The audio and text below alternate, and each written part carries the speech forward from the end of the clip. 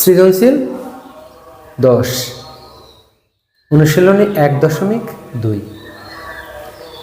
এটা কিন্তু বইয়ের সৃজনশীল। ক নাম্বার, চারা গাছ কিনতে কত টাকা খরচ হয়েছে? 1 নম্বর প্রশ্নে অর্থাৎ ক এর যে প্রশ্নটা থাকবে সৃজনশীল, প্রতিটা সৃজনশীল প্রশ্নের এই ক যেটা থাকে সেটা সাধারণত ছাত্রদের বেসিক নলেজ থেকে এটার উত্তর দিতে হয়। প্রতিটা চারা গাছের মূল্য আছে 12 টাকা, আর চারা গাছ আছে কতটি? 595টি। তাহলে একটা চারা গাছের মূল্য 12 টাকা, 595টি চারা গাছের মূল্য বের করলে আমাদের খরচ বের হয়ে যাবে।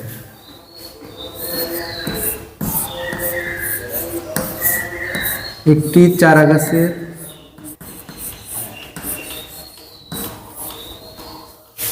আমাদের চারা গাছ আছে 595টি।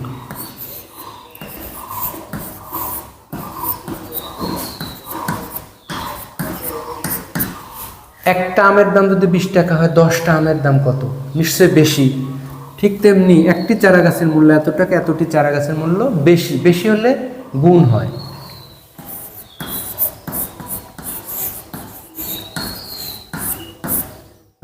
আর এখানে আমরা একটা সাইডে দাগ দেব, যেগুলা আমরা একটু নোট আকারে লিখব, অঙ্কের পাশে লিখব, ভুল হওয়ার সম্ভাবনা কম থাকবে। তো 595কে আমরা 12 দ্বারা যদি গুণ করি, 5 দুগুণে 10, 9 দুগুণে 18, 19, 5 দুগুণে 10, 4, 1, 7। তাহলে আমরা 7140 টাকা পেলাম। অর্থাৎ আমাদের এই চারা গাছগুলো কিনতে মোট খরচ হয়েছে 7140 টাকা।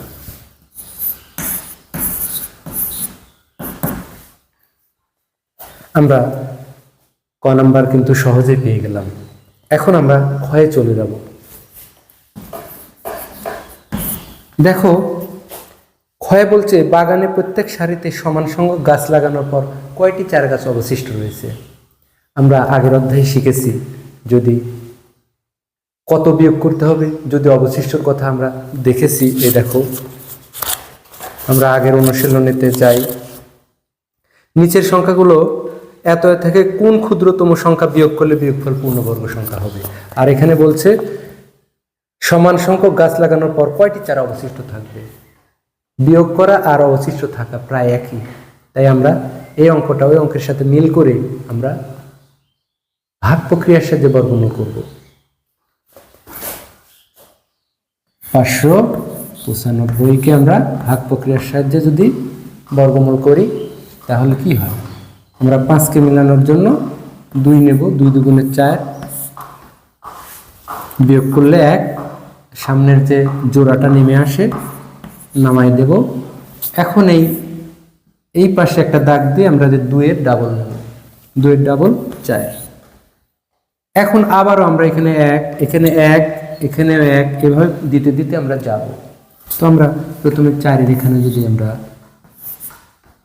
3 নেই, সরি, তাহলে 3 তিরিখে 9, 3 ছাড়া 12, 129 হচ্ছে। আমাদের দরকার 195। তোমরা আর একবার ভাগ গুণ দেই, 4 নিয়ে দেখি। 4 4 16, 4 4 16 17, 176।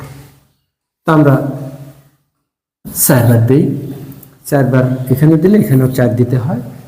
এইটা দিয়ে এটাকে গুণ করলে এই 176 হয়। আমরা এখানে 176টা নামাই দিই।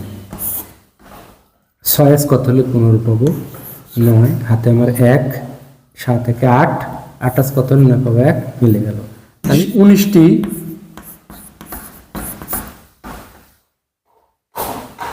চারা গাছ অবশিষ্ট রয়েছে। তাহলে আমরা সৃজনশীলের এবারে গ নাম্বারে চলে যাব। চলো গ নাম্বারে কি বলছে আমরা একটু পড়ি। খরচের টাকার সংখ্যা ও চারা গাছের সংখ্যার বিয়োগফলের সাথে কোন ক্ষুদ্রতম সংখ্যা যোগ করলে যোগফল একটি পূর্ণবর্গ সংখ্যা হবে? আমরা কিন্তু এই অঙ্কটা পড়েই বুঝতে পারছি যে আমাদের এই অঙ্কটা কোন নিয়মে যাবে। গত আগের অধ্যায়ের যে 6 নম্বর অঙ্কটা করেছি না আমরা যোগের নিয়মে, সেই নিয়মে কিন্তু আমরা এটাকে ফেলে দেব। তবে তার আগে কিছু একটা কাজ করে নিতে হবে। এই যে বলছে খরচের টাকার সংখ্যা থেকে চারা গাছের সংখ্যার একটা বিয়োগ করে নিতে হবে। চলো আমরা বিয়োগটা করে আমরা ওই পদ্ধতিতে চলে যাই। খরচের টাকা মানে 7140 থেকে 595 যেটা আমাদের চারা গাছ, সেখান থেকে আমরা যদি বাদ দিই 6, আমরা এই অঙ্কটাকে নিয়ে আমরা বর্গমূল করব।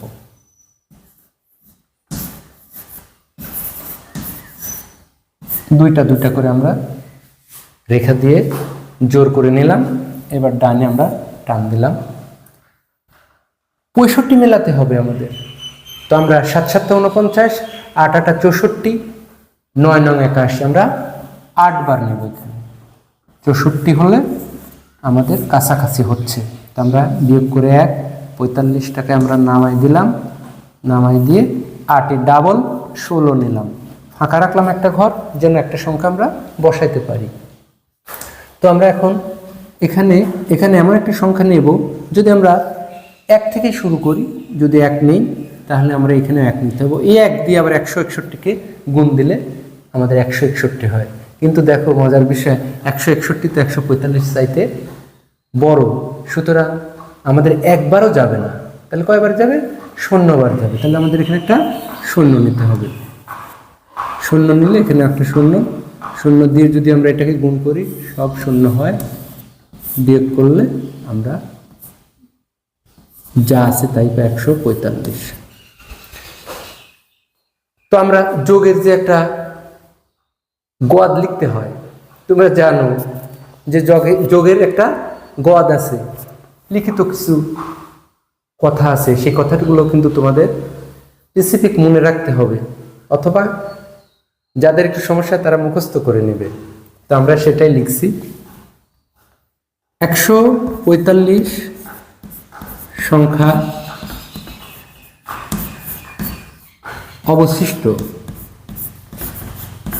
অবশিষ্ট রইল।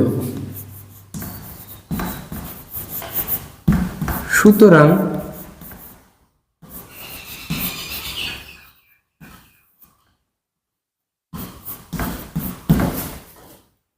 সুতরাং 65 45 সংখ্যাটি পূর্ণবর্গ নয়, পূর্ণবর্গ সংখ্যা নয়। কারণ অবশিষ্ট থাকলে তো আর পূর্ণবর্গ হবে না, বর্গ নয়।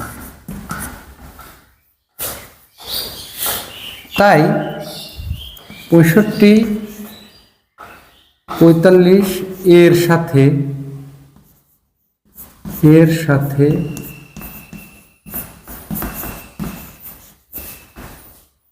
কোনো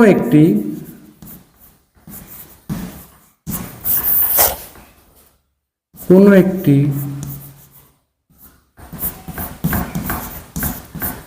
ক্ষুদ্রতম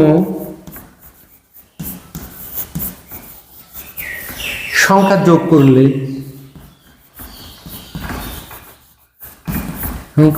করলে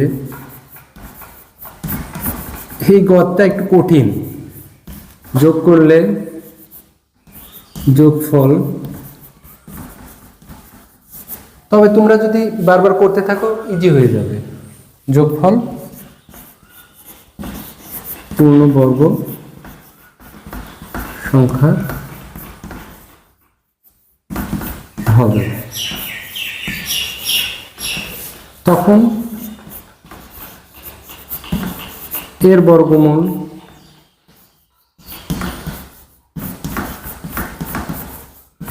বর্গমূল হবে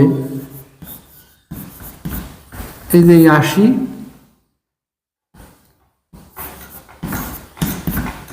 যোগ 1 ইকুয়াল টু 81। সুতরাং 81 এর বর্গ সমান 81 গুণন 81। তোমরা একটু সাইডে গুণ করে নেবে। 81 গুণন 81, 65, 61। তো আমরা 81 এর বর্গ কিন্তু পেয়ে গেলাম, 65, 61। এখন নির্ণেয় ক্ষুদ্রতম সংখ্যা, নির্ণেয় ক্ষুদ্রতম সংখ্যা। এই যেটা পেলাম 65, 61 থেকে আমাদের মূল অঙ্কটা এটা বাদ দিতে হবে।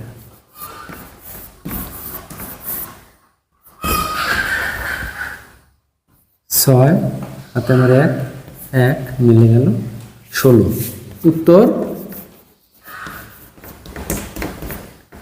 16। 16 যোগ করলে যোগফল একটি পূর্ণবর্গ সংখ্যা হবে।